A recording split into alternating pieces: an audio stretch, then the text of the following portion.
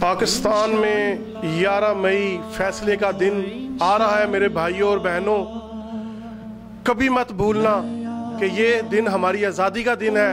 اپنے گھروں سے نکلو، لوگوں کی ٹرانسپورٹ استعمال کرو، دوسروں کے رکشوں میں گاڑیوں میں بیٹھ کے پولنگ اسٹیشن پہ جاؤ اور ووٹ پی ٹی آئی کو ڈالو تاکہ ہمارا لیڈر عمران خان ایک نیا پاکستان بنا سکے جس میں سب کے مناسب برابر حقوق ہوں اور سب پاکستان میں انصاف کا دور ہو اور پاکستان میں ہر انسان کو انصاف ملے.